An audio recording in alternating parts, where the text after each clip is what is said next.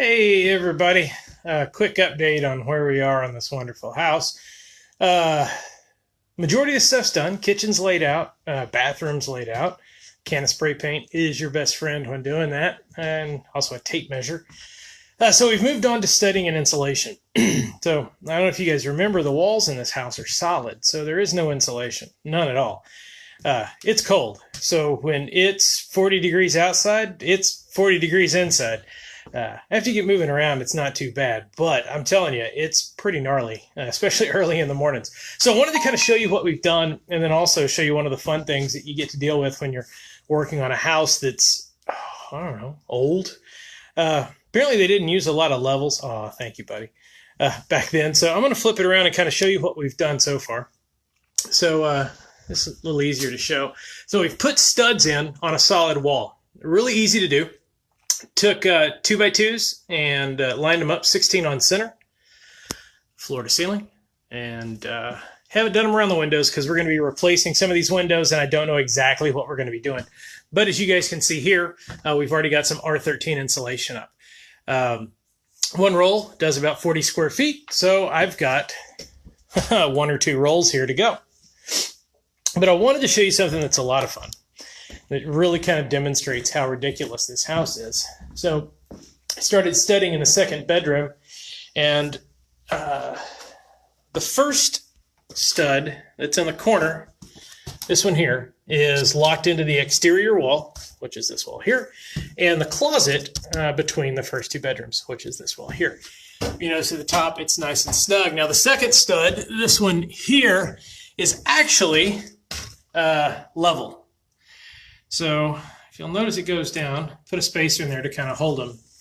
And when we get down to the bottom, it's a solid 3 inches difference. So I'll flip back around here so you don't have to watch me bounce around. So what that shows is the exterior wall of this house compared to everything else in the home at the top and the bottom has about a 3-inch variance. That's a lot. Standard building today, I think the allowed variance is 1/4 of an inch. So we were just a little off, not too much. And then I showed you some of the videos the other day, the way the ceilings and walls are, nothing's perpendicular, nothing's parallel. This is like building the most messed up erector set on the planet. Nothing fits. You literally have to fab 90% of what you're doing on the corners and edges, and then it's a guessing game in the middle. So what I've done here is make everything parallel from the center out, and it's really the only way to do it. That way you've got parallel and perpendicular walls inside the home, and as you move to the outside of the house, there's going to be some variance. But the nice thing is you can cover that with sheetrock and a little bit of lipstick and rouge, as my mom calls it. So anyway, just a quick update where we are. Hopefully we'll have a good chunk of the house studded today, and then we'll go back in and put insulation. And so for all you people who are complaining it's cold, you're going to be in luck, because I'm fairly sure just about the time I get this house insulated by the end of the week, it's going to be nice in the 70s and 80s for the rest of the year, and this insulation will do me no good whatsoever. But it was, needed for sure. On the exterior of the house, underneath the siding, we are going to do a vapor barrier and a foam insulation on the outside of it. I'm with the R13 on the inside, the vapor barrier, which will give you about a 1 R value. If anybody tells you anything else, they're not being truthful. A vapor barrier will give you about 1 R, and that's it. What's up, Tim? And then the foam, depending on what kind you get, will be anywhere from 2 to 3 R value. There are some more that you can get that are 4, 5, 6 R value. Those are outrageously expensive. If we were building $1 million home here, that's definitely what we would be doing. The other half of that is we probably wouldn't be using siding. But here we go. So when it's all said and done, I really hope to have somewhere around a 16 or a 17 R value on the home, which is infinitely better than 0. So that's kind of where we are. Hope you guys are having a good week. Nice hump day report from the project. And hopefully next week, we're going to hit this thing really hard. Have the new electrical in, plumbing in, the bathroom's going to be redone. We've got the coolest tile. I can't wait for you to see the bathroom. We're doing real marble, real Italian marble tile in the bathroom, and it's beautiful. This bathroom will belong into a home 3 times its value. And replace some windows, cover up some windows, and then it's sheetrock and flooring and electrical and plumbing time.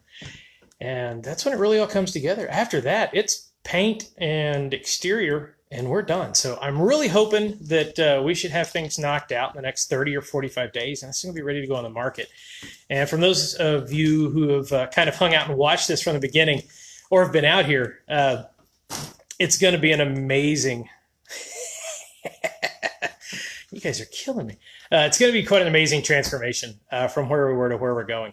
And if any of you guys would like to purchase the home before it's finished, we do this on all the homes that we do. If you want to purchase it before it's finished, we'll let you pick your colors and have some input as we go to the end. Outside of that, it should be on the market around spring break. And so if any of you guys in the North Dallas area kind of want to get away from downtown, get away from the big city, get up to Celina, this is a beautiful community.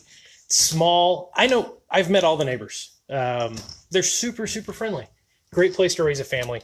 And this would be a cute house to have as your first one. It's on a good sized lot with plenty of room if you wanted to put a cool garage in out back or a shop or something. City's pretty lenient on what they'll let you do, except build a duplex, which is what I wanted to do to begin with, and they just weren't having any of it. So maybe the next project, but that's my goal. So if any of you guys come across a good chunk of land in town, like a nice sized lot, I really want to build a shotgun duplex like they have in New Orleans. I think that would be super cool. Anyway, so I guess that's it. Hope you guys have an awesome Wednesday. Enjoy the week. Love each other. And we'll see you.